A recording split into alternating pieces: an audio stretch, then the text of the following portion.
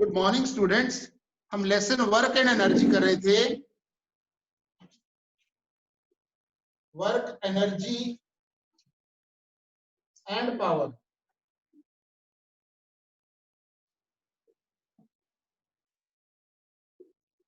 मैंने तीनों टर्म्स के बारे में आपको डिटेल में बताया था, वर्क के बारे में, एनर्जी के बारे में, पावर के बारे में। और उसके बाद हम एनसीईआरटी के क्वेश्चंस कर रहे थे। वर्क का क्या है कि the work is said to be done if force is applied on the object and object displaces through a certain distance. जब तक ऑब्जेक्ट के अंदर डिस्प्लेसमेंट नहीं होगा, अगर मैं ऑब्जेक्ट के ऊपर फोर्स लगा रहा हूं, if I am applying force on this object but there is no displacement in this object, it means there is no work is done. एक दीवार है, दीवार पे आप फोर्स लगा रहे हैं बट दीवार अपनी जगह से मूव नहीं हो रही। इसका मतलब क्या है, आपने फोर्स लगाई बट डिस्प्लेसमेंट नहीं हुआ तो वर्क नहीं हुआ स्टूडेंट।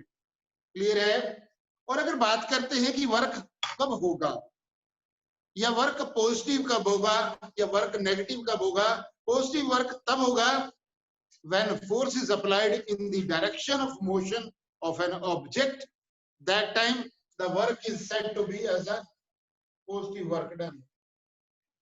Is it clear? और नेगेटिव वर्क डन कब हो जाएगा?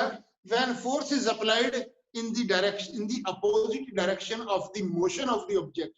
मीन्स एग्जाम्पल दिया था आपको, you are riding the bicycle, या आप बाइसिकल, बाइक या कार पे आप ड्राइव कर रहे हैं, सडनली आगे कोई भी अगर मान लो कोई ऑब्जेक्ट आ जाता है, you are applying the brake, आप ब्रेक अप्लाई करते हैं और उस समय क्या होगा, जो स्पीडोमीटर है उसकी जो नीडल है, instead of going the clockwise it is going toward the anti clockwise and speed is reduced. Reason क्या है? टायर के बीच में और ग्राउंड के बीच में force of friction, which is a negative force, is being applied and speed is reduced. In that case, negative work done. ये बात भी क्लियर है? और जीरो वर्क डन की तो मैंने आपको बात बताया। अगर force, hello hello hello, yes, अगर फोर्स लग रहा है और उसके बाद में जो if force is being applied and the object is not moving at all, object is not moving at all, that time the work done is zero.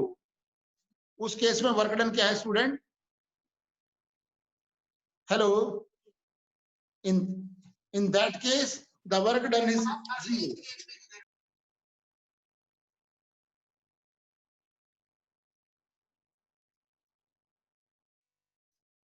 In that case work done is zero.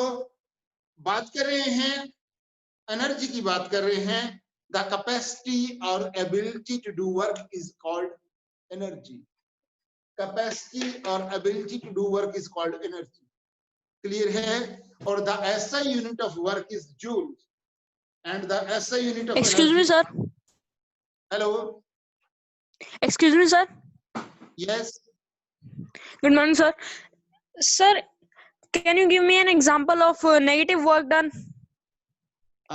may I know who is on the line? And please just I'll clear your doubts afterward the class when I'll ask the session in the doubt session. Okay sir. Okay sir, thank you. In between that you have interrupted in between, so I'll try to clear your doubts also in between. May I know who is online? Sir, Hello? Bhuvan. अच्छा Bhuvan. Bhuvan, please अपने आप को unmute करिएगा, please mute कर दीजिएगा अपने आप को, ठीक है? यस, नेगेटिव वर्क डन का मैंने एग्जांपल दिया, ball is rolling on the ground and just after some time it stops. इसका मतलब बॉल के ऊपर नेगेटिव वर्क डन हुआ, which is the frictional force is being applied and that is not a visible, दिखाई तो नहीं दे रही है बट कोई फोर्स लगी थी उस बॉल के ऊपर और बॉल थ्रू के बाद जाके रुक गई। आपने तो बॉल का फोर्स अप्लाई किया, हिट किया, बट अल्टीमेटली जो बॉल है और जो गन है, इन दोनों के बीच में बॉल की भी कुछ रफनेस हो सकती है, कुछ ग्राउंड की भी रफनेस हो सकती है, दोनों के बीच में ये कांटेक्ट हुआ, जहां पे कांटेक्ट हुआ कोई भी दो ऑब्जेक्ट को देखो कांटेक्ट में है तो वहां पे क्या होगा, फोर्स ऑफ फ्रिक्शन होता है। अगर स्मूथनेस ज्यादा हो तो फ्रिक्शन कम होगा, और कई बार अगर थोड़ा सा रफनेस हो, अगर थोड़ा सा रफनेस होगा तो वहां पे क्या होगा, फ्रिक्शन ज्यादा हो जाएगा। इसीलिए स्टूडेंट्स आपने क्या कई बार नोट किया होगा, द फुटबॉल प्लेयर्स और the some of the athletes they are using studs in their shoes. अपने शूज के नीचे उनके स्टड्स लगे होते हैं, ताकि अगर मान लो दौड़ते दौड़ते, जैसे आपने देखा होगा क्रिकेट के मैच में समटाइम प्लेयर जब फील्डिंग के लिए जाता है, बॉल को पकड़ने के लिए जाता है, और कई बार ग्रास में ग्राउंड में इतना ज्यादा मॉइस्चर होता है कि डाई मारते हुए पता चले कि वो बाउंड्री से बिल्कुल स्लिप होकर बाहर भी चला जाता हो जाता है ना कई बार। कारण क्या है, क्योंकि फ्रिक्शन ज्यादा हो जाता है। आप चले जा रहे हैं रोड पे, किसी ने केले का छिलका फेंक दिया, आपका पांव उसके ऊपर रख दिया आपने, आप स्लिप हो गए, क्योंकि फ्रिक्शन जो है वहां पे क्या था, कम था।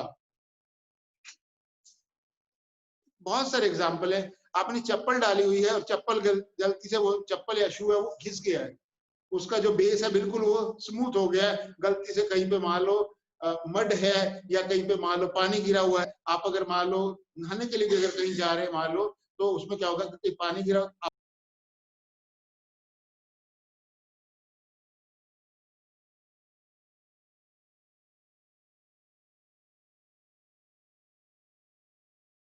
उस शू को उस चप्पल को हम फेंक दें, बट अल्टीमेटली क्या होगा, उसके कारण क्या होगा, क्योंकि आप गिर गए, फ्रिक्शन कम था, फ्रिक्शन कम था।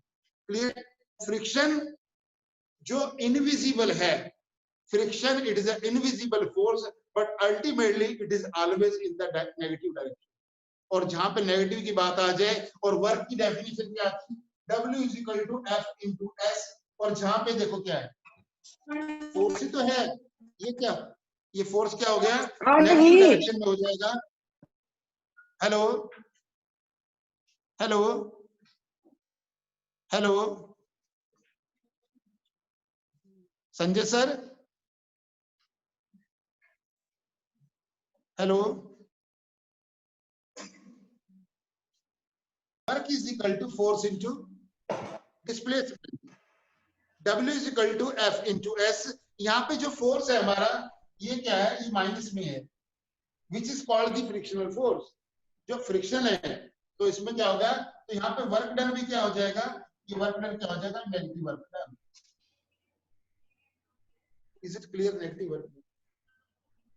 और जीरो वर्क डन में क्या है, जब फोर्स है मान लो लग रहा है 90 डिग्री के ऊपर लग रहा है, और वहां पे क्या होगा, ऑब्जेक्ट में मूवमेंट हुआ नहीं है, डिस्प्लेसमेंट भी नहीं हुआ, that time the work is zero work done. There is no displacement. Means in case of zero work done, no displacement.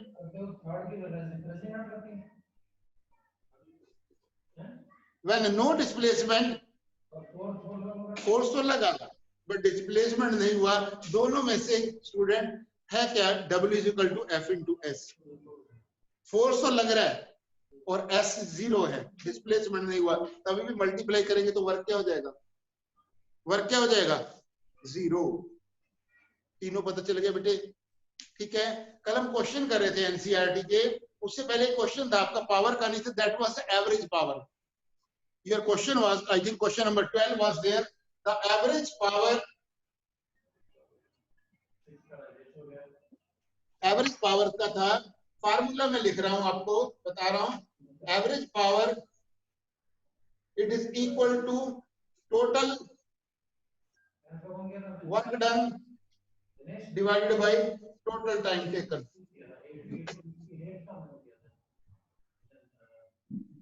Total work done divided by total time taken. जैसे आप average speed की बात करते हैं student, average speed में भी क्या होता था, total distance divided by total time taken, और यहाँ पे भी क्या करते, total work done divided by total time taken, that is called the average power. और यूनिट तो क्या रहेंगे, वाट रहेंगे, वर्क के यूनिट जूल, और सेकंड, तो ऐसा यूनिट बन जाएंगे, और बिगर यूनिट क्या हो जाएंगे,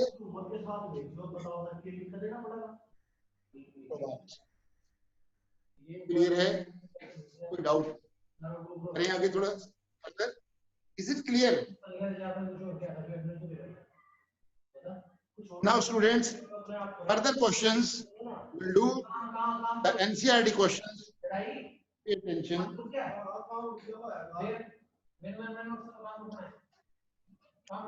क्वेश्चन है आपका,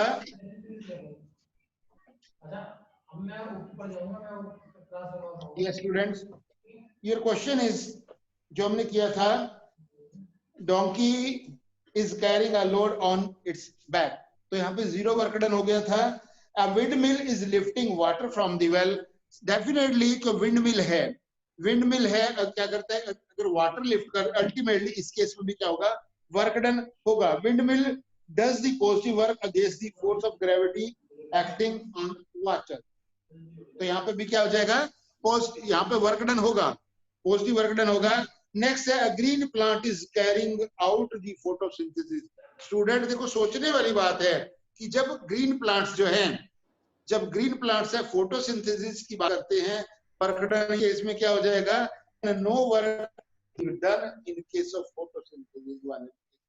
प्लांट तो वहीं पे रहा, वहीं पे जहां पे है प्लांट, वहां पे उसको सनलाइट भी मिल रही है, वाटर भी आपको दे रहे हैं, और उसके बाद अब टेम्परेचर, एवरीथिंग इज गेटिंग, बैठे बैठाए सब कुछ मिल रहा है, मूवमेंट तो हो नहीं रहा है. ठीक है, मूवमेंट होता है प्लांट में, कैसे होता है, इट इज अ यूनिडायरेक्शनल. वो आपने पढ़ा है बायो में, जाइलम फ्लोएम के बारे में आप पढ़ते हैं, ऐसा कुछ है.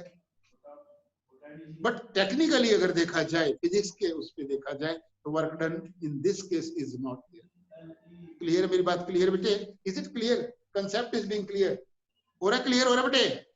नेक्स्ट क्वेश्चन है, an engine is pulling a train. देखो क्वेश्चन को मैं क्या आपको पहले भी कहा था कि whenever you reading these questions, question या स्टेटमेंट को पढ़ते समय एक बार की बजाय दो बार आप पढ़िएगा. हो सकता है फर्स्ट टाइम जब आप स्टेटमेंट को पढ़ रहे हैं, क्वेश्चन को थोड़ा सा समझ में नहीं आ रहा है, आ भी सकता है, बट थोड़ा सा हो सकता है कि दोबारा पढ़ेंगे तो अच्छी तरह आ जाए, मिस्टेक होने के चांसेस कम हो जाएंगे, नील हो जाएंगे. कह रहा है कि an engine is pulling a train.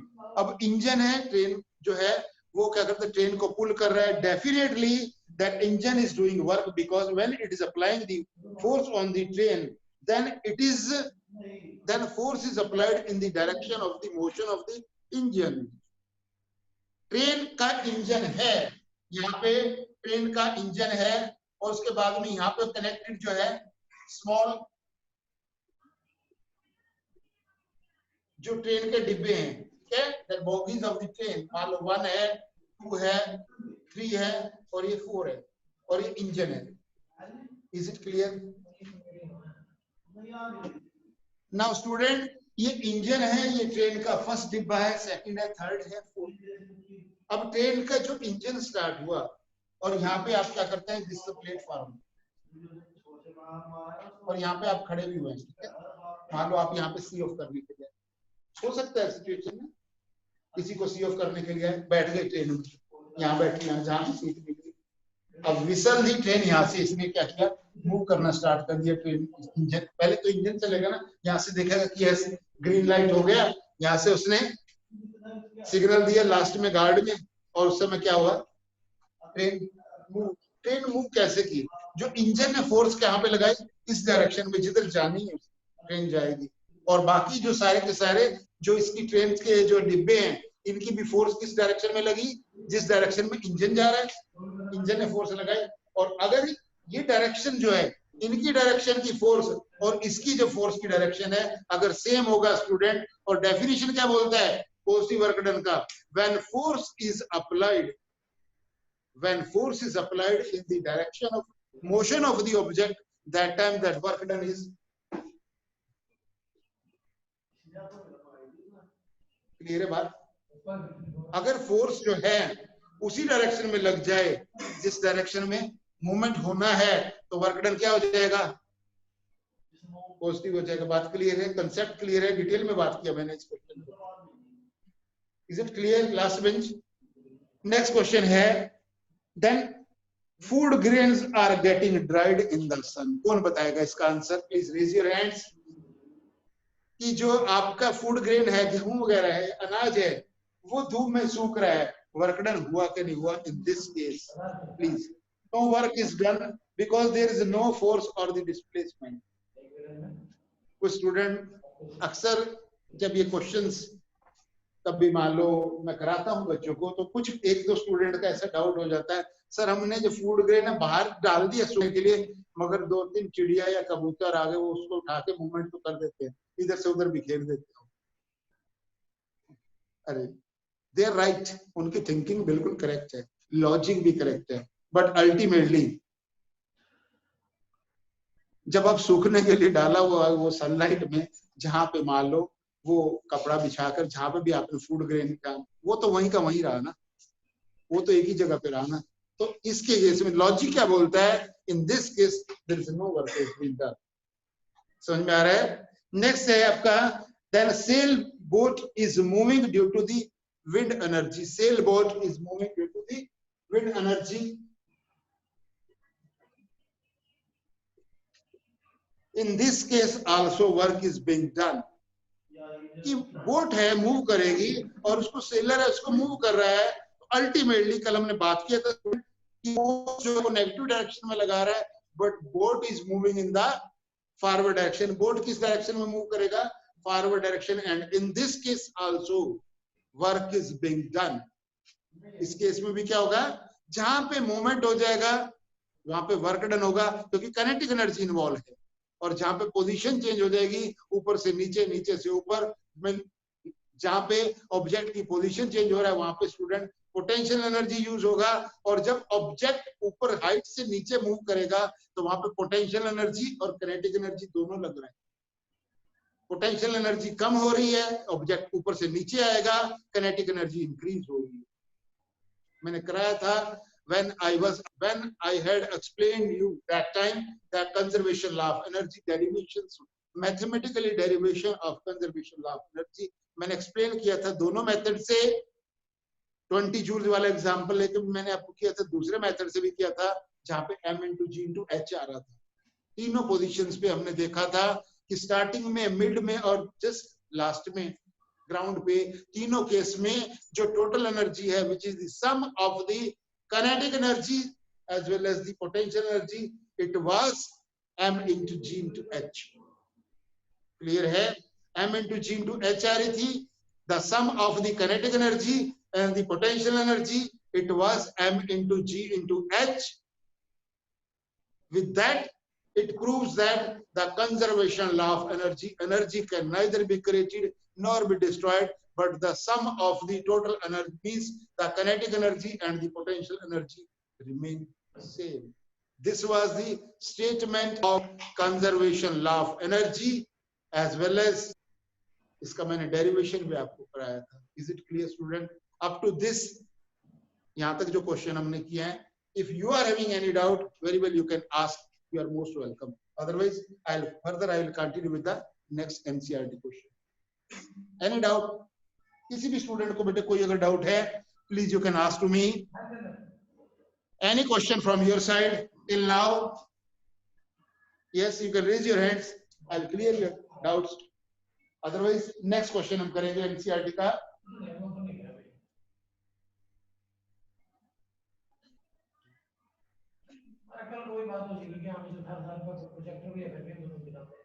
Yes student, next question है, an object thrown in the certain angle to the ground move in the curved path and fall back to the ground. The initial and the final point of the path of the object lies the same horizontal. Then what is the work done by the force of gravity on the object? Now student, देखिए वो बात क्या कर रहा है, उसके question का कहने का मतलब क्या है, पहले तो वो समझना आपको।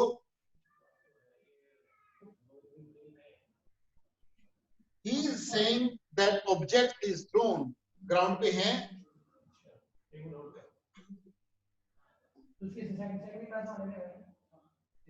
यहां से मान लो कोई ऑब्जेक्ट है ग्राउंड पे है, तो इसको यहाँ पे पहुंच गया है, उसके बाद ये लौट के फिर कहां पे आ गया, ग्राउंड पे भी आ गया। ठीक है, जब भी कोई ऑब्जेक्ट को हम मान लो को थ्रो कर रहे हैं student, whenever any object it is living the ground. ध्यान से बेटे सुनिएगा प्लीज। जब भी कोई ऑब्जेक्ट है ग्राउंड से अबव हो जाता है थोड़ा सा नीचे, वहां पे उसको जो ग्रेविटेशनल फोर्स अप्लाई हो जाती है, acceleration due to gravity. Clear है? मैंने पहले भी आपको बताया था स्टूडेंट, अगर ऑब्जेक्ट ऐसे पड़ा हुआ है तो आप लेंथ कहेंगे, अगर इस ऑब्जेक्ट को मैं ऐसे रख दूं तो आप हाइट बन जाएगी। क्लियर है? कंसेप्ट क्लियर हो रहा है? तो यहाँ वहां पे जब ऑब्जेक्ट में लीनियर मोशन है, एक्सेलरेशन ड्यू टू ग्रेविटी, जब ऑब्जेक्ट फॉल हो रहा है, यहाँ से को बोलते हैं, इस वाले मोशन को क्लासेस में आप पढ़ेंगे, दिस मोशन इज और this path is known as the projectile motion. 11+1+2 में टॉपिक है स्पेशली प्रोजेक्टाइल मोशन, और इसको पाथ को क्या बोलते हैं? It is known as the trajectory. जिस पाथ पे ऑब्जेक्ट मूव हुआ ऐसे करके डायरेक्शन। क्लियर है? कई बार आप देखते हैं कि स्टोन को फेंका आपने यहाँ से घूम फिर के, फिर वो क्या करता है? ऐसे आगे। कई बार बॉल भी आप फेंकते हैं, आपने ऐसे करके फेंका, होता है ना? मान लो डिस्क फेंका, कुछ भी चीज अगर फेंकते हैं तो वो प्रोजेक्टाइल में ऐसे करके ऊपर, तो देन बॉल है, किसी ने हिट किया, हो सकता है कि बैट्समैन इतना स्ट्रांग हो कि ग्राउंड के बाहर भी बॉल जा सकती है। जैसे आईपीएल में गेल ने हिट किया था 6, पता चला कि कार के बाहर जो कार मूव कर रही थी उसके ऊपर जाके लगा, बॉल वहां पे पहुंच गई थी इतनी जोर से, वो काफी ज्यादा मींस काफी फोर्स अप्लाई किया था उसने। बट अल्टीमेटली अगर ग्राउंड में बॉल गिर रही है, इसका मतलब काफी हाइट पे, और कई बार क्या करता है जो प्लेयर है वो बॉल के नीचे पहुंच नहीं पाता, और बॉल क्या करते हैं, बोले कि कैच नीचे, बॉल नीचे गिर गई, मींस बॉल तो ऊपर गई हाइट, पर इतनी हाइट पे थी कि उसकी डायरेक्शन में नहीं आया, कहीं पे इधर उधर था, तभी तो बॉल आके फिर यहाँ पे गिर गई। तो उसने बॉल ने क्या किया? ऐसे वाला रास्ता फॉलो किया, पाथ किया, दैट वाज द प्रोजेक्टाइल। तो आंसर इसका क्या बनेगा? Work is that done by the force of gravity on the object, then because the gravity is the vertical direction and the displacement. Now listen student, अगर बात करेंगे यहाँ पे तो वर्क डन हो रहा है, बट अगर यहाँ पे बात करेंगे, ऑब्जेक्ट यहाँ पे तो यहीं पे आ गया, ग्राउंड पे था तो ग्राउंड पे आ गया, अगर उस हिसाब से देखा जाए तो वर्क डन नहीं हुआ। जहां पे डिस्प्लेसमेंट 0 हो जाए, अगर डिस्प्लेसमेंट की बात हो जाए, where the displacement is 0 means object जहां से चला लौट के वहीं पे आ गया, the displacement is 0, there the work done will be 0. But if you consider in case of the gravitational force और height की बात करते हैं, their work is being done. तो इसका आंसर उसने क्या लिखा हुआ है?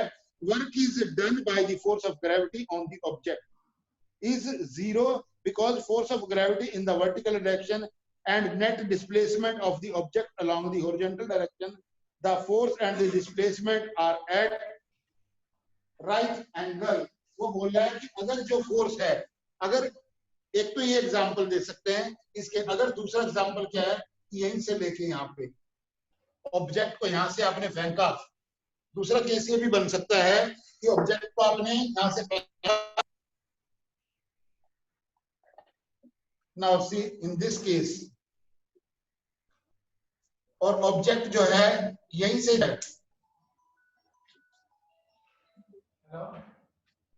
बट देखिए क्या सोचा जाए तो वर्क डन तो हुआ, बट साइंस क्या कहती है कि अगर मान लो 90 डिग्री पे है तो उसके केस में वर्क डन मींस कंट्राडिक्टरी बन जाता है क्वेश्चन। ठीक है, पहले क्वेश्चन की स्टेटमेंट में देखो क्या लिखा हुआ है, object is thrown at the certain angle to the ground, moves in the curved path and falls back to the ground. The initial and the final point of the path of the object, देखो last वाली line जो उसने लिखी है ना, then initial and the final point lie on the horizontal line, ये जो line है ये वर्क डन को 0 कर देती है। रीजन क्या है? क्योंकि वो कह रहा है कि इन दिस केस कि ऑब्जेक्ट जहां से चला था लौट के फिर वहीं पे आ गया, इसके केस में कि ऑब्जेक्ट जहां पे अगर मींस अगर डिस्प्लेस हो रही है, if the displacement is 0, displacement is 0, then work done is 0.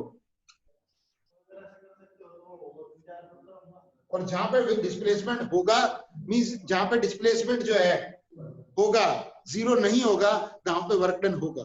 Is it clear? Next है हमारे पास क्वेश्चन है थोड़ा सा कंट्राडिक्टरी क्वेश्चन था, बट नो प्रॉब्लम, 2 बार स्टेटमेंट पढ़ेंगे समझ में आ जाएगा। नेक्स्ट है a battery is light a bulb, describe the energy. देखिए मेरे पास एक बैटरी, बैटरी का मतलब है सेल की बात करते हैं, ये पॉजिटिव होता है नेगेटिव होता है, क्लियर है। और 2 से ज्यादा सेल को कनेक्ट कर देंगे स्टूडेंट तो बैटरी बन जाता है, क्लियर है। देखो पहले क्या हुआ था, जो बैटरी थी, बैटरी ने क्या कर दिया कि बैटरी ने कन्वर्ट कर दिया, बैटरी ने क्या किया, केमिकल एनर्जी को कन्वर्ट कर दिया। बैटरी ने क्या कर दिया, first the chemical energy is converted into the electric energy. Battery ने क्या कर दिया, केमिकल को किस में कन्वर्ट कर दिया, केमिकल को इलेक्ट्रिक में, इलेक्ट्रिक एनर्जी में कन्वर्ट कर दिया। एंड सब्सिक्वेंटली चेंज इनटू, अगर मैं यहाँ पे मान लो, यहाँ पे मैं क्या कर दूं, अगर मैं बल्ब को कनेक्ट कर दूं तो यहाँ पे क्या हो जाएगा, बल्ब जब ग्लो करेगा तो यहाँ पे क्या हो जाएगा, further the electric energy is converted into the, is it clear? Now students, the bulb is, the battery is converting the chemical energy into the electric energy, और उसके बाद में क्या है, further then light, that electric energy is being converted into the light energy with the help of the bulb, clear है। ऐसा हो सकता है, देखो कि जो बैटरी है या सेल है, इसको हम क्या कहते हैं, देखो क्या सेल क्या है, देखो मैं अक्सर बच्चों से जब डेफिनेशन इसकी पूछता हूँ, सेल, कुछ बच्चे बता बायो वाली डेफिनेशन दे देते हैं, the smallest unit of the living, और अरे नहीं, पढ़ तो हम फिजिक्स रहे हैं, the smallest unit of the living organism नहीं, वो बायो की बात है, यहाँ हम बात करें फिजिक्स की। यहाँ पे सेल क्या है, cell is a device which convert the chemical energy into the electrical energy.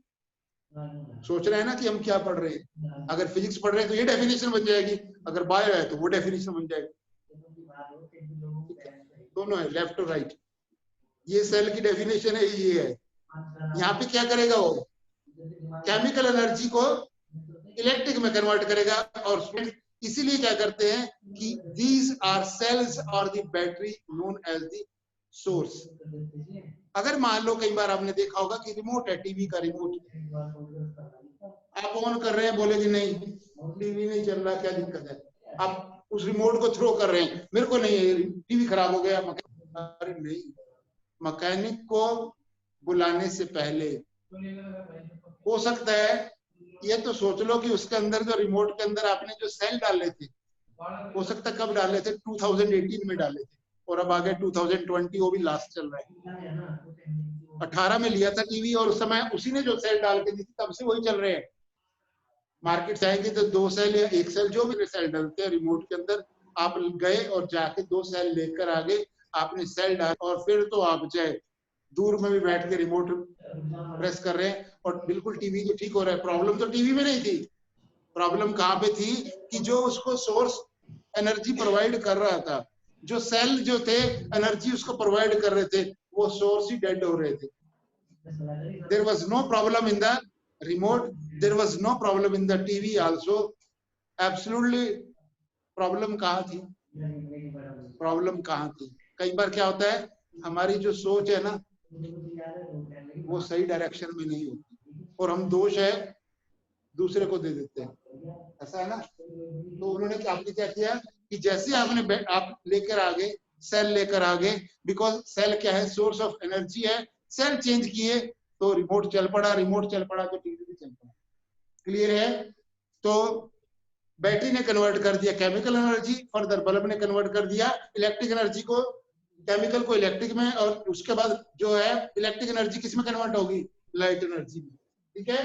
Is it clear, question clear है। नेक्स्ट क्वेश्चन है स्टूडेंट, न्यूमेरिकल है, then certain force acting that on the 20 kg of mass, mass कितना है, 20 kg है।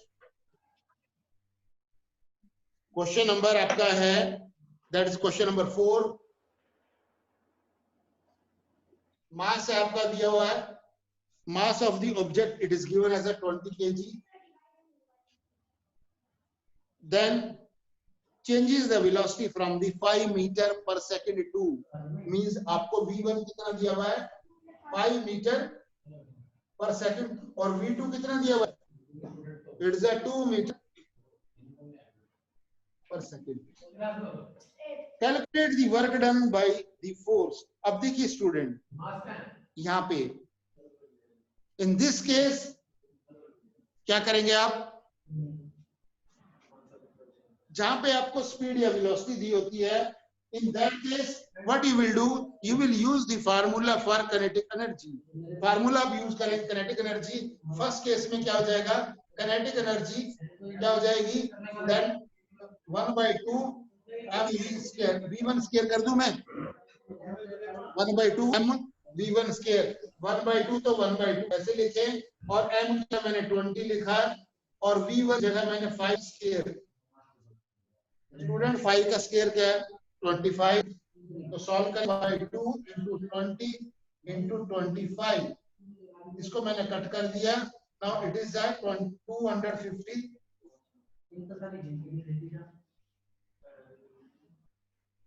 First case में क्या आ जाएगा 250 joules. Clear है इज इट क्लियर.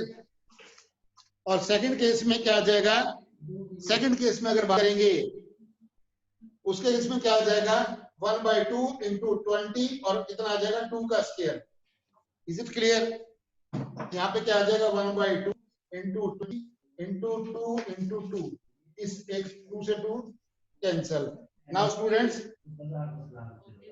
कितना आ गया 40 जूल. दोनों का डिफरेंस कितना आ गया स्टूडेंट इस काइनेटिक एनर्जी और इस दोनों में डिफरेंस कितना आ गया 210.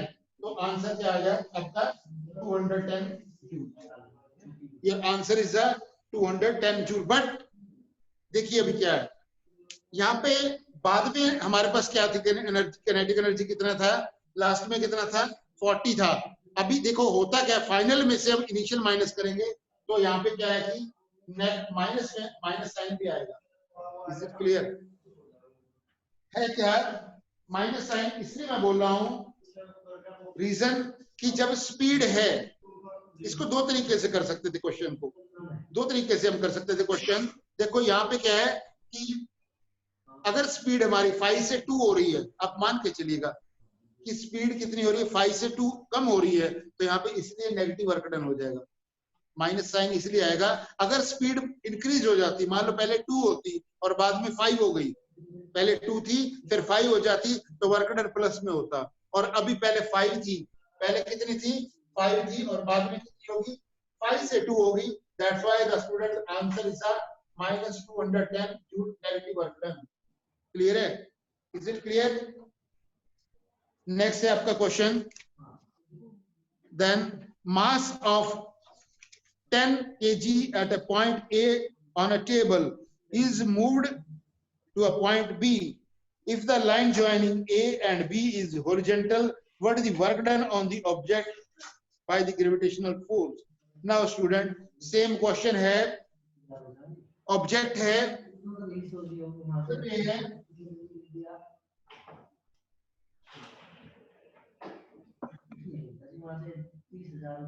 यहाँ पे A है B है. Now in this case ये A पोजीशन है यहाँ पे B है. हमने क्या किया कि ऑब्जेक्ट पहले A पे था और उसके बाद A यहाँ पे B है. अब अल्टीमेटली अगर इस पे जो ग्रेविटेशनल फोर्स है वो ऐसे डाउनवर्ड में अप्लाई हो रही है. अगर इसके केस में if the gravitational force is being applied let it be in case of A or in case of B, that time the work done will be 0. Work done क्या हो जाएगा उस केस में क्या हो जाएगा W is equal to F into S into cos theta. यही था formula. W is equal to F into S into cos theta, where theta is the angle of inclinations. W is equal to F into cos 90. और student cos 90 की value होती है 0. तो यहाँ पे क्या हो जाएगा work done F into S into 0, तो क्या हो जाएगा work done will be 0। Clear है? नेक्स्ट क्वेश्चन है क्वेश्चन नंबर 6, द पोटेंशियल